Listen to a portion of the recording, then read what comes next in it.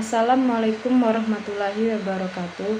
Perkenalkan, nama saya Resa Purnamasari, NIM 1902010007, kelas RSK A1, Prodi Rekayasa Sistem Komputer. Baiklah, di sini saya akan menjelaskan materi dari kelompok 1, yaitu pemodelan dan simulasi sistem komputer. Sistem dan lingkungan sistem. Kemampuan analisis sistem.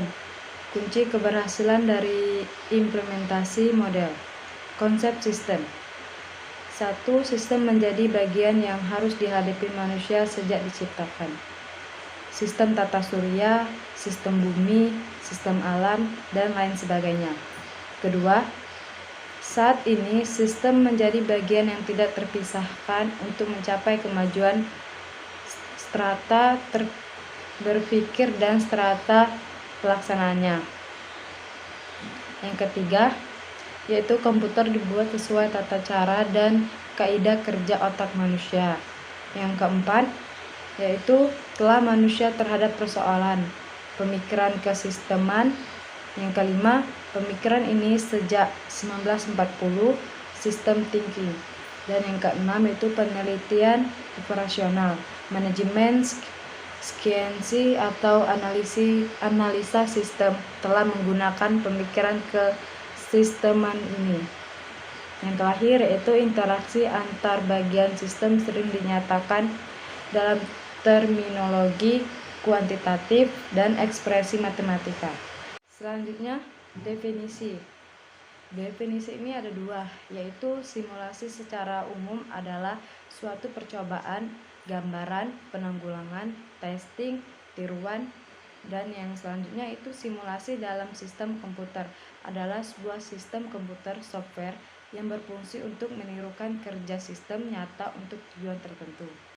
Selanjutnya yaitu tujuan simulasi, yaitu pemodelan dan simulasi merupakan salah satu alat yang sering digunakan oleh manajemen dalam mempelajari dan menganalisa perilaku kerja dari perilaku sistem atau proses. Dalam pandangan sistem, pemodelan dan simulasi dapat digunakan untuk tujuan sebagai berikut, yaitu 1. Studi perilaku sistem kompleks, yaitu sistem di mana suatu solusi analitik tidak dapat dilakukan. Yang kedua yaitu membandingkan alternatif rancangan untuk suatu sistem yang tidak atau yang belum ada. Selanjutnya itu studi pengaruh perubahan terhadap sistem yang ada dengan tanpa merubah sistem. Selanjutnya, memperkuat atau memverifikasi suatu solusi analitik. Simulasi ini tidak digunakan jika asumsi model adalah sederhana. Sedemikian rupa sehingga metode matematika dapat digunakan untuk mendapatkan jawaban eksak atau solusi analitik. Selanjutnya yaitu keuntungan simulasi, yaitu ada 4 bagian. Yang pertama, simulasi mengizinkan keluasan besar dalam pemodelan sistem yang kompleks sehingga model simulasi yang didapat sangat valid. Yang kedua, mudah membandingkan alternatif. Yang ketiga, kendali kondisi eksperimental. Dan yang terakhir, dapat mempelajari sistem dengan bingkai waktu yang sangat panjang. Selanjutnya yaitu kerugian simulasi. Di dalam kerugian ini ada beberapa kerugian, yaitu hasil simulasi seringkali bersifat individual atau tidak bisa jadi solusi umum. Yang kedua, hasil simulasi sangat hard to interpret result, yaitu mengingat hasil simulasi merupakan rangkaian skenario. Dan yang selanjutnya, membutuhkan waktu yang lama untuk menghasilkan suatu solusi karena harus mempelajari sistem secara tepat. Selanjutnya, membutuhkan biaya yang cukup tinggi, walaupun jika dibandingkan dengan percobaan langsung masih lebih rendah biaya dan resikonya. Selanjutnya, setiap langkah percobaan model simulasi stokastik hanya menghasilkan estimasi dari karakteristik sistem yang sebenarnya untuk parameter input tertentu. Selanjutnya, Modal simulasi yang sempurna seringkali mahal dan makan waktu lama untuk dikembangkan.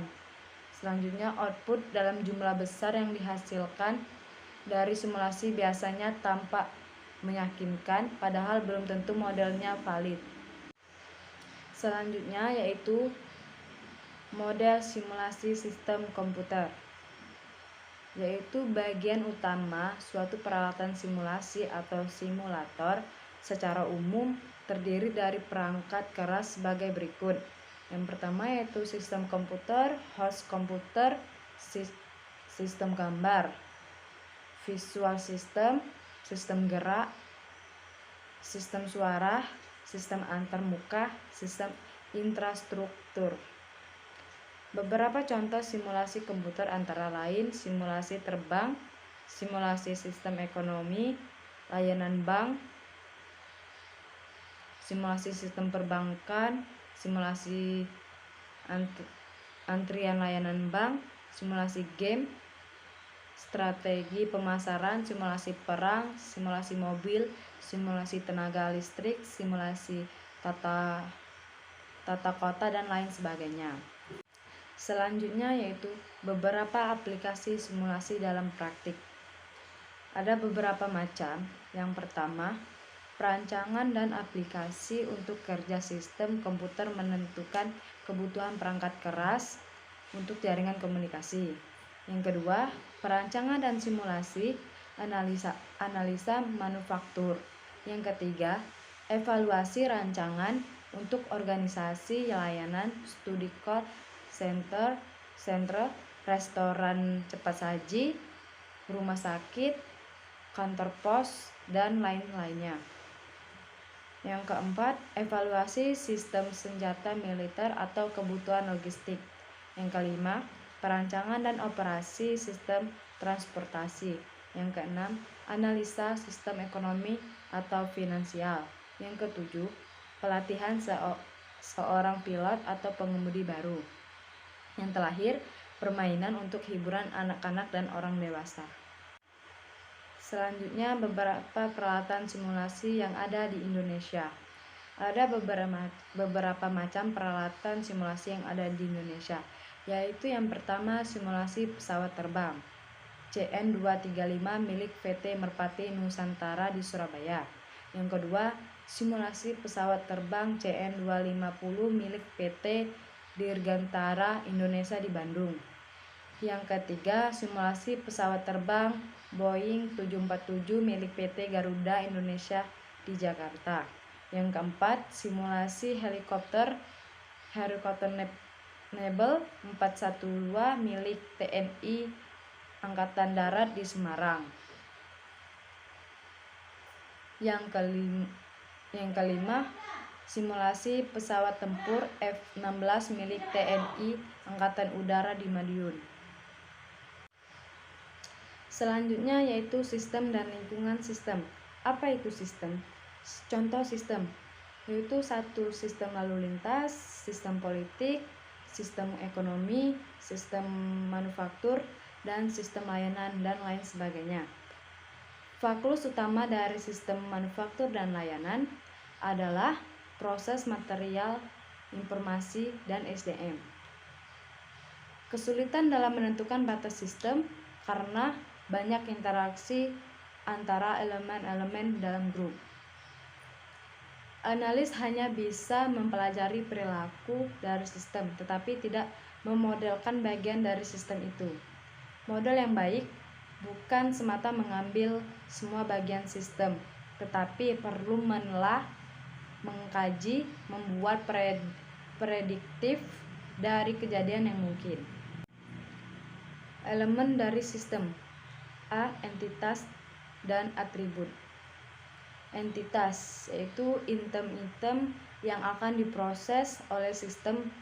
Kedua, proses bisa benda konkret maupun abstrak. Yang ketiga, karakteristik, khas, biaya, bentuk, prioritas, kualitas, dan kondisi. Yang keempat, atribut. Segala sesuatu yang menjadi properti adalah entitas. Yang kelima, misal, kasir, entitas, skill kasir, atribut. Bentuk-bentuk entitas: bernyawa, tidak dapat diraba, abstrak. Elemen dari sistem. B. Aktivitas dan delay. 1. Aktivitas: kejadian yang dilakukan sistem baik langsung atau tidak dalam memproses entitas. Contoh aktivitas: melayani pelanggan, memotong part, dan lain sebagainya. Delay, yaitu keadaan di mana durasi proses tidak diketahui. Contoh delay: menggunakan untuk dilayani di dalam suatu sistem antrian, menunggu diproses pada manufaktur. Delay akan terlihat pada saat melihat kesimpulan dari proses yang berlangsung. Aktivitas merupakan bagian dari perencanaan model. C. Sumber daya dan kontrol. Sumber daya: segala sesuatu yang dapat membantu aktivitas. Contoh, fasilitas pendukung, peralatan, personel, dan lain sebagainya. Karakteristik: kapasitas, kecepatan, waktu, siklus, reliabilitas. Kategori: manusia bernyawa, operator atau dokter, perawat, dan lain sebagainya. Tidak bernyawa, yaitu peralatan, lantai, produksi, dan lain sebagainya. Tidak dapat diraba, informasi, tenaga, elektrik, dan lain sebagainya. Selanjutnya yaitu variabel sistem. Variabel keputusan ada 2, yaitu variabel yang independen atau tidak tergantung. Yang kedua, variabel perubahan nilai akan memberi efek perilaku dari sistem. Yang kedua, variabel respon, yaitu 1. Mengukur performansi dari sistem untuk memberikan respon pada variabel keputusan tertentu. Contohnya yaitu jumlah entitas yang diproses untuk waktu tertentu. Rata-rata penggunaan sumber daya. Yang ketiga, pada simulasi, merupakan variabel yang dependen atau tergantung pada nilai dari variabel independen. Yang keempat, eksperimen tidak dapat memanipulasi variabel dependen atau variabel keputusan. Selanjutnya, variabel statik, yaitu variabel yang menandai status dari sistem pada saat tertentu. Merupakan variabel dependen seperti variabel respon di mana tergantung pada variabel independen. Sering tidak diketahui pada saat percobaan sehingga tidak dapat langsung dikontrol seperti pada variabel keputusan. Selanjutnya yaitu model dari sistem. Konsep model. Pertama, model, proses penggambaran operasi sistem nyata untuk menjelaskan atau menunjukkan relasi-relasi penting yang terlibat. Kedua, sistem nyata biasanya kompleks, perlu simplifikasi dari problematika yang ada. 3. Karakteristik model. 1. Punya tingkat generalisasi yang tinggi, punya mekanisme yang transparan. 3. Punya potensi untuk dikembangkan. Terakhir yaitu punya kepekaan terhadap perubahan asumsi. Selanjutnya yaitu model dari sistem. Jenis-jenis model. Ada 3 faktor sudut pandang model. Yang pertama, tata nilai yang dianut. Yang kedua, ilmu pengetahuan khusus yang dimiliki. Yang ketiga, pengalaman yang berhubungan. Jenis-jenis model simbolik. Yang pertama, model stokastik. Yang kedua, model deterministik. Yang ketiga, model statis. Yang keempat, model dinamis. Jenis-jenis model simbolik. Model stokastik mencakupi distribusi kemungkinan untuk input dan memberikan serangkaian nilai dari sekurang-kurangnya satu variabel output dengan probabilitas yang berkaitan pada tiap nilai. Contohnya, waktu kedatangan pelanggan, waktu antrian pelanggan. Model deterministik yaitu model yang dipergunakan untuk memecahkan suatu persoalan dan dalam situasi yang pasti. Contohnya, yaitu proses kimia, peta, dan lain sebagainya. Baiklah, itulah video materi yang dapat saya jelaskan. Lebih dan kurangnya saya mohon maaf. Kepada Allah saya mohon ampun. Saya akhiri, wabillahi taufiq wal hidayah. Wassalamualaikum warahmatullahi wabarakatuh.